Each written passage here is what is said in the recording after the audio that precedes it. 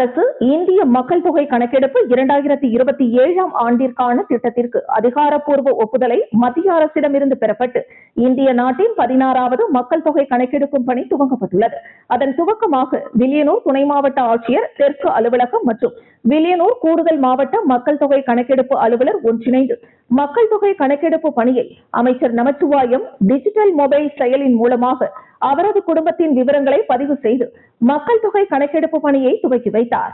மேலும் அமைச்சர் நமச்சிவாயம் கூறுகையில், மத்திய அரசின் ஒப்புதலோடு மாநில அரசின் மூலமாக பொதுமக்களுக்கு சென்றடைய வேண்டிய அடிப்படை தேவைகள் அனைத்தும் சரியான விகிதத்தில் சென்றடைவதற்கு துல்லியமான மக்கள் தொகை கணக்கெடுப்பு, வீட்டு கணக்கெடுப்பு மிகவும் அவசியம் என கூறினார். மேலும் டிஜிட்டல் செயலி, அதாவது மொபைல் மூலமாக பதிவேற்றம் செய்வதற்கும் சுய பதிவேற்றம் என்பதை அறிமுகப்படுத்தப்பட்டுள்ளது. இதன் மூலமாக மே மாதம் 17ஆம் தேதி முதல் மே மாதம் 30ஆம் தேதி வரை இந்த மொபைல் மூலமாக சுய பதிவேற்றம் செய்வதற்கு வலைதளம் மூலமாக பதிவேற்றம் செய்து கொள்ளலாம் என வில்லியனூர் துணை ஆட்சியர் குமரன் மற்றும் மாவட்ட மக்கள் தொகை கணக்கெடுப்பு அதிகாரி ஆகியோர் தெரிவித்தனர். மேலும் இந்த மக்கள் தொகை கணக்கெடுப்பு நிகழ்ச்சியில் வில்லியனூர் வட்டாட்சியர் சந்தோஷ்குமார் மற்றும் வருவாய்த்துறை அதிகாரிகள் உடனிருந்தனர்.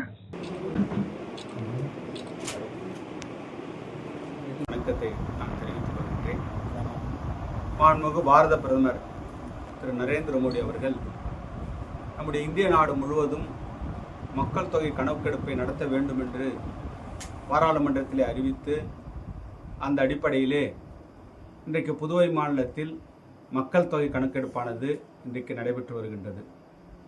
இந்த மக்கள் தொகை கணக்கெடுப்பானது இதுநாள் வரையிலே இன்றைக்கு 16வது முறையாக இந்திய நாட்டில் இந்த மக்கள் தொகை கணக்கெடுப்பானது இன்றைக்கு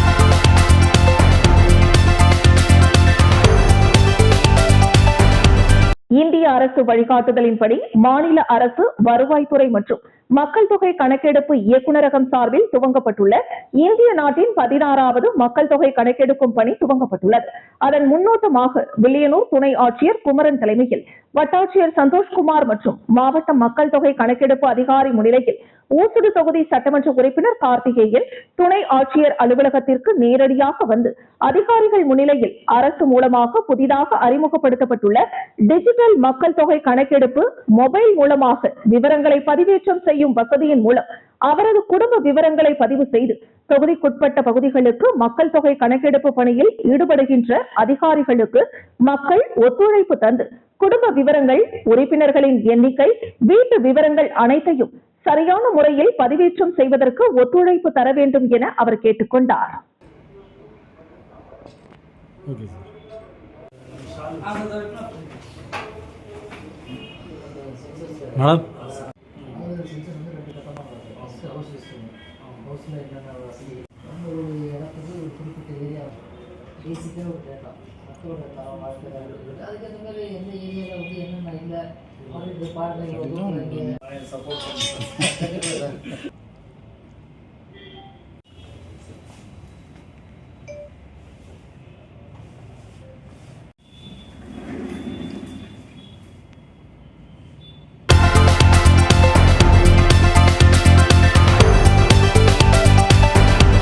புதுச்சேரி மாநிலம் காலாப்பட்டு பகுதியை சார்ந்தவர்கள் ஸ்டாலின், கார்த்திக், சிலம்பரசன் ஆகிய 3 பேர்.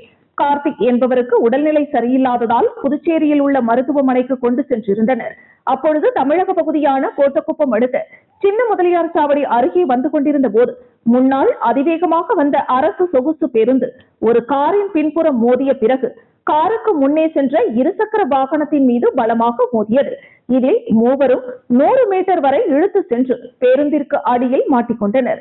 இதில் மூவரும் உடல் நசுங்கி சம்பவ இடத்திலேயே பரிதாபமாக உயிரிழந்தனர். இந்த சம்பவம் குறித்து தகவல் அறிந்து வந்த கோட்டக்குப்பம் காவல்துறையினர் பிரேதத்தை கைப்பற்றி அருகில் உள்ள பிம்ஸ் மருத்துவமனைக்கு அனுப்பி வைத்தனர். மேலும் இந்த விபத்து குறித்து வழக்கு பதிவு செய்த காவல்துறையினர் விசாரணை நடத்தி வருகின்றனர். மேலும் காரில் வந்தவர்களுக்கு லேசான காயங்களுடன் உயிர் தப்பினர்.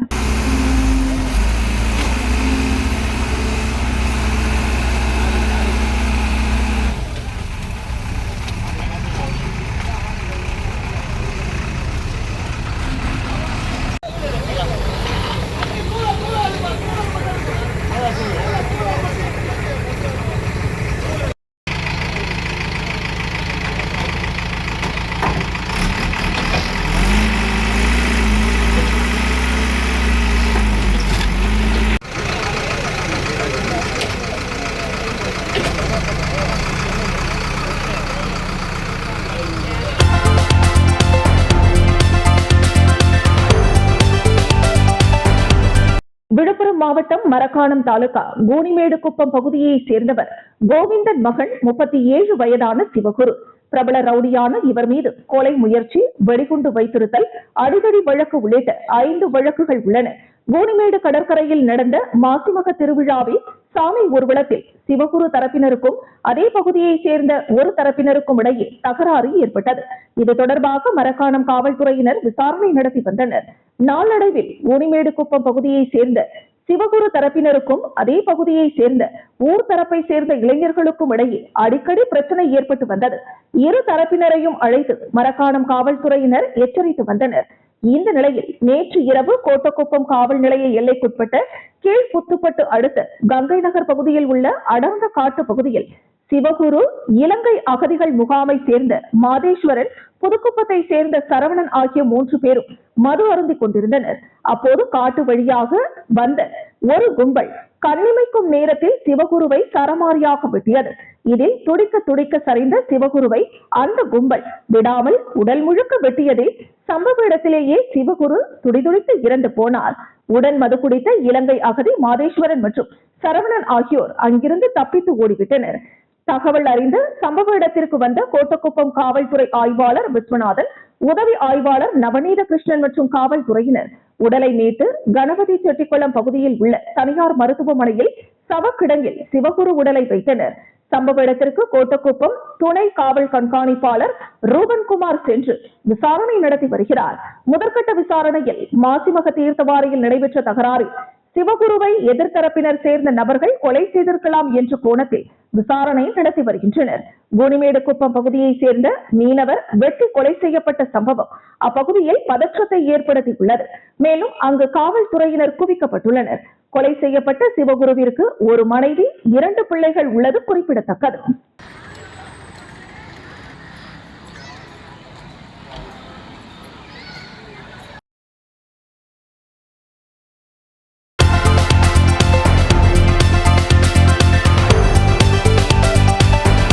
வைகாசி அமாவாசையை முன்னிட்டு சாரம் சுப்பிரமணிய சுவாமி ஆலயத்தில் சனி ஜெயந்தி விழா விமர்சையாக நடைபெற்றது.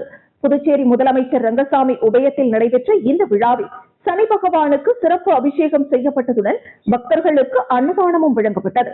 காமராஜர் நகர் தொகுதிக்குட்பட்ட சாரம் சுப்பிரமணிய சுவாமி ஆலயத்தில் நடைபெற்ற சனி ஜெயந்தி விழாவில் ஏராளமான பக்தர்கள் கலந்து கொண்டு சுவாமி தரிசனம் செய்தனர். தொடர்ந்து பக்தர்களுக்கு அன்னதானம் வழங்கப்பட்டு சிறப்பு பூஜைகள் நடைபெற்றன. இந்த நிகழ்ச்சியில் என்ஆர் காங்கிரஸ் காமராஜர் நகர் தொகுதி தலைவர் தணிக்கைவேல் என்கிற குமார், கட்சி நிர்வாகிகள், கோவில் நிர்வாகிகள், ஊர் பொதுமக்கள், இளைஞர்கள் உள்ளிட்ட பலர் கலந்து கொண்டு விழாவை சிறப்பித்தனர்.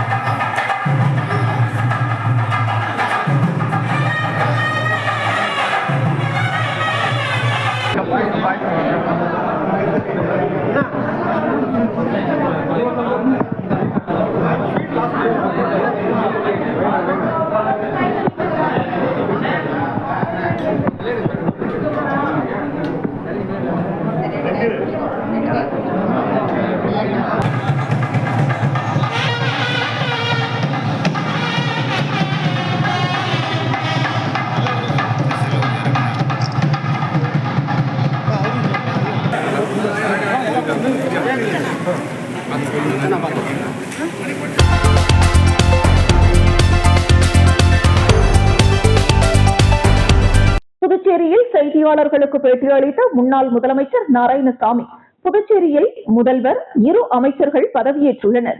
தற்காலிக சபாநாயகராக அன்பழகன் நியமிக்கப்பட்டுள்ளார். இன்னும் 3 அமைச்சர்கள், சபாநாயகர், துணை சபாநாயகர் பதவியேற்க வேண்டும். இதில் இழுபறி நீடிக்கிறது. பொதுவெளியில் அமைச்சர் பதவிக்கு பேரம் பேசப்படுவதாக தகவல்கள் வருகின்றன. ஒரு அமைச்சர் பதவிக்கு 100 கோடி ரூபாய் பேரம் பேசப்படுகிறது. அமைச்சரவை அமைக்கும் முன்பாகவே ஊழல் இருந்தால் இந்த ஆட்சி எப்படி இருக்கும் என கேள்வி எழுப்பியுள்ளார். அமைச்சர் நியமனத்தில் தாமதமாவதற்கு காரணம் என்ன என்று முதலமைச்சர் ரங்கசாமி பகிரங்கமாக அறிக்கை வெளியிட வேண்டும் என்றும் முன்னாள் முதலமைச்சர் நாராயணசாமி வலியுறுத்தியுள்ளார்.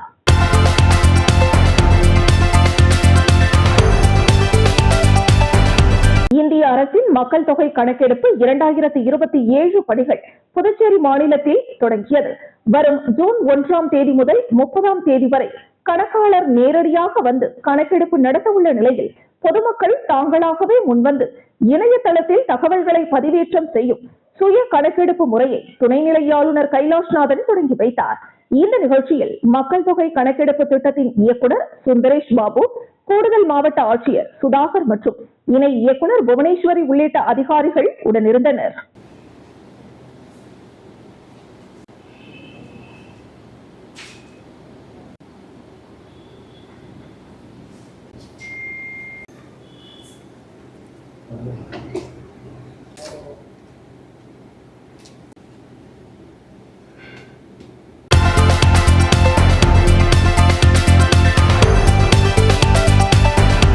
சட்டசபை வளாகத்தில் உள்ள முதலமைச்சர் அறையில் நடைபெற்ற ஆலோசனை கூட்டத்தில் கலந்து கொண்டு பேசிய முதலமைச்சர் ரங்கசாமி, மக்கள் தொகை கணக்கெடுப்பு என்பது அரசின் திட்டமிடல் மற்றும் மக்கள் நலத்திட்டங்களை செயல்படுத்துவதில் முக்கிய பங்கு வகிப்பதாக தெரிவித்தார்.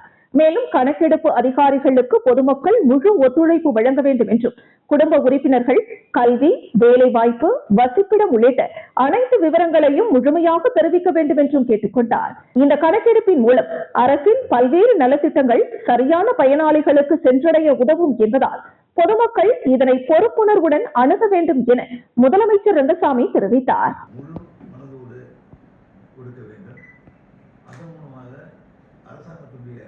திட்டங்கள் மக்களுக்கு சென்றடைவது என்பது எளிதாகும். இது முக்கியமாக சுய கணக்கெடுப்பு சொல்லும்பொழுது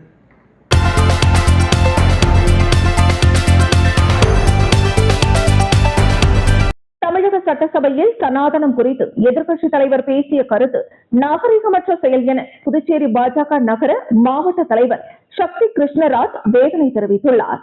இதுகுறித்து அவர் வெளியிட்டுள்ள அறிக்கையில், சனாதனம் என்பது யாராலும் அழிக்க முடியாத ஒன்று. அது பல தலைமுறைகளாக மக்களின் வாழ்வியலோடு இணைந்த ஒரு மரபாக இருந்து வருகிறது. தமிழக சட்டசபை போன்ற நாகரிகம் காக்கப்பட வேண்டிய இடத்தில் சனாதனத்தை அழிப்பேன் என்று கூறப்படுவது ஏற்றுக்கொள்ள முடியாத மற்றும் நாகரிகமற்ற செயலாகும். தமிழகத்தில் அனைத்து மதத்தினரும் ஒற்றுமையுடன் வாழ்ந்து வரும் நிலையில் இதுபோன்ற கருத்துக்கள் சமூகத்தில் பிளவை ஏற்படுத்தக்கூடும். சனாதனம் குறித்து விமர்சனம் செய்வதற்கு முன் ஒவ்வொரு மதத்திலும் உள்ள பிரச்சனைகள் குறித்து சுய ஆய்வு செய்ய வேண்டும் என்று தெரிவித்துள்ளார். மேலும் இந்து சமய அடையாளங்களை மக்கள் பின்பற்ற வேண்டும் என்றும், சமூக வலைதளங்களில் ஐ லிவ் வித் சனாதன் என்ற ஹேஷ்டாக் மூலம் ஒற்றுமையை வெளிப்படுத்தும் வகையில் பதிவுகள் பகிர வேண்டும் என்றும் அவர் கேட்டுக் கொண்டுள்ளார். அனைவருக்கும் வணக்கம். நான் உங்கள் சக்தி கிருஷ்ணராஜ், புதுச்சேரி பிஜேபியின் நகர மாவட்ட தலைவர், மேலும் தீவிரமான RSS உறுப்பினர்.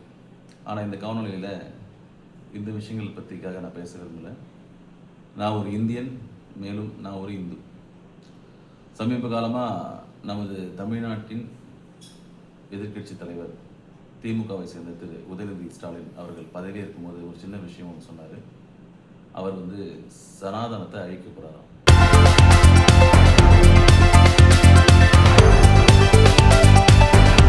பாண்டிச்சேரி கிரிக்கெட் சங்க நிர்வாகிகள் பாபு, ரேகன் ஜான்குமார், துரைசாமி, பிரபாகரன், கலைமணி, சிவகுமார், காமராஜ், மைக்கேல், தாமோதரன், பிரபு என்கிற தனிகமணி ஆகியோர் செய்தியாளர்களை சந்தித்து பேசினர். அப்போது சங்க நிர்வாகி பாபு கூறுகையில், 58 ஆண்டுகளாக செயல்பட்டு வரும் எங்கள் சங்கத்திற்கு டெத் சான்றிதழ் வழங்க யாருக்கும் உரிமை இல்லை. அந்த வகையான வார்த்தைகளை பயன்படுத்தியவர்களுக்கு எதிராக சட்ட ரீதியான நடவடிக்கை எடுக்கப்படும். மேலும் அவரை நம்பி விளையாட வந்த ஒரு பெண் வீராங்கனை தற்கொலை செய்து கொண்ட சம்பவத்திற்கு அவரால் பதில் சொல்ல முடியுமா என கேள்வி எழுப்பினார். மேலும் அவர் கூறுகையில், அவர்களது நோக்கம் பாண்டிச்சேரி வீரர்கள் முன்னேறக்கூடாது என்பதுதான். வெளிமாநில வீரர்களை கொண்டு வந்து விளையாட வைப்பதே அவர்களின் திட்டமாக உள்ளது. இதற்கு முற்றுப்புள்ளி வைக்கவே எங்கள் தலைவர் ஜோஸ் சார்லஸ் மார்டின் வந்துள்ளார். PPL நடத்துவதற்காக அனைத்து அங்கீகாரமும் உரிமையும் எங்களிடமே உள்ளது என்றார். தொடர்ந்து பேசிய அவர்கள், விரைவில் ஜோஸ் சார்லஸ் மார்டின் தலைமையில் சிறப்பான IPL போட்டிகள் நடைபெற உள்ளன. புதுச்சேரியில் 5 ஆண்டுகள் வசித்தவர்களே விளையாட முடியும் என்கிற விதிமுறை இருக்கும் போதும் அவர்கள் இந்தியாவின் பல பகுதிகளில் இருந்து வீரர்களை கொண்டு வந்து புதுச்சேரிக்காக விளையாட வைத்துள்ளனர். ஆனால் எங்கள் தலைவரின் நோக்கம் புதுச்சேரி இளைஞர்களை இந்திய அளவிலான போட்டிகளில் விளையாட வைப்பதே என கூறினர். வருகை தந்திருக்கிற அனைத்து பத்திரிகையாளர்களுக்கும் புதுச்சேரி கிரிக்கெட் அசோசியேஷன் சார்பாகவும் அதன் தலைவர் திரு ஜோஸ் சார்லஸ் மார்டின் அவர்கள் சார்பாகவும் ஒன்றிணைந்திருக்கிற அனைத்து PCA சங்கங்களின் சார்பாகவும் வருக வருக உங்களை வரவேற்று முதலில் வந்ததுக்கு நன்றியை கூறி இந்த பத்திரிகையாளர் சந்திப்பை துவங்குகிறேன். கடந்த 4 ஆண்டு காலமாக பிபிஎல் கிரிக்கெட் மேட்ச் தொடர்ந்து நடந்துகிட்டு இருக்குது. இந்த ஆண்டு தங்க கிரீடத்தில் வைரம் பதித்தது போல் புதுச்சேரி இளைஞர்களுக்கு வாய்ப்பு கொடுப்பதற்கென்று உருவாகி இருக்கிற விடிவெள்ளி போல் பல கிரிக்கெட்டர்கள் வாழ்வாதாரம் இழந்து வெளியூரிலிருந்து வரவர்களை எல்லாம் முன்னேற்றி உள்ளூரில் இருப்பவர்களுக்கு வாய்ப்பு அளிக்காத